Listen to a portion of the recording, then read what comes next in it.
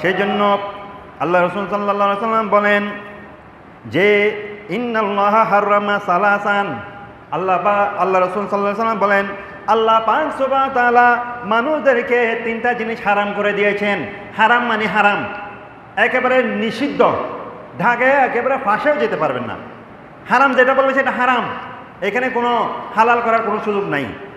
এই জন্য আল্লাহ রাসূল বলেন ইন্নাল্লাহা হাররামা সালাসান, আল্লাহ রাসূল সাল্লাল্লাহু আলাইহি ওয়াসাল্লাম বলেন আল্লাহ পাক সুবহানাহু ওয়া তাআলা মানুষের জন্য তিনটি জিনিস হারাম করে দিয়েছেন। ওয়া নাহা আন সালাসা, এবং তিনটা জিনিস দেখে নিষেধ করেছেন। হারাম এক জিনিস, নিষেধ এক জিনিস। হারাম এটা টোটাল হারাম, এটা একবারে। এবং নিষেধ মানে এটিকে তোমাদেরকে এটা নিষেধ করে দিলাম, এটা সীমাবদ্ধতা করে সৃষ্টি করে দিলাম, পার্টিশন দিয়ে দিলাম, এদিকে যেতে পারবে না। নিষেধ কি? এর মধ্যে প্রথম যে তিনটি জিনিস হারাম করে দেন তার মধ্যে একটা হলো উকুকুল ওয়ালিদাইন, তোমাদের পিতামাতা, যাদের পিতামাতা আছে তাদের অবাধ্যতা হওয়া, তাদের বিরুদ্ধাচরণ করা তোমাদের জন্য হারাম করে দিলাম। প্রথম যে জিনিসটা হারাম করে দিয়েছেন উম্মতের জন্য, আল্লাহ বান্দাদের জন্য হারাম করে দিয়েছেন, সেটা হচ্ছে মা বাবার বিরুদ্ধাচরণ, মা বাবার উকুকুল ওয়ালিদাইন, মানে মা বাবার সাথে খারাপ আচরণ, মা বাবার সাথে কি বেয়াদবি আচরণ, মা বাবার মনে কষ্ট পায়, এরকম সকল বিষয় আমরা সন্তানদের জন্য আল্লাহ পাক সুবহানাহু ওয়া তাআলা হারাম করে দিয়েছেন। এরপর আল্লাহ রাসূল বলেন আর কি হারাম করে দিয়েছেন, ওয়া ওয়াদাল বানাত, আর তোমাদের জন্য তোমাদের কন্যা সন্তানদেরকে জীবন্ত খবর দেওয়া তোমাদের জন্য হারাম করে দিলাম। ওই যে আইয়ামে জাহিলিয়াতের যুগের মধ্যে আমি বলেছিলাম যে মেয়ে হলে জীবন্ত খবর দেওয়া হতো। সমাজের মধ্যে একটা আইন ছিল যে যার মেয়ে সন্তান হবে তাকে কবর দিতে হবে।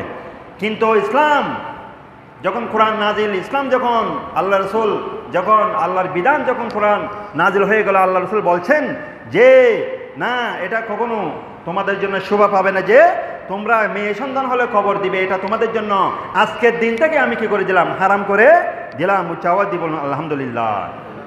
আর কি ওয়ালা হাতিন, আর তোমাদের জন্য আমি হারাম করে দিলাম কোনো মানুষ, তোমার উপর যদি কোনো মানুষের অধিকার থাকে, ওই অধিকারটা তাকে দিয়ে দেওয়ার জন্য বাহানা করাটা তোমাদের জন্য আমি হারাম করে দিলাম। উচ্চাওয়াজ দিয়ে বলুন আলহামদুলিল্লাহ।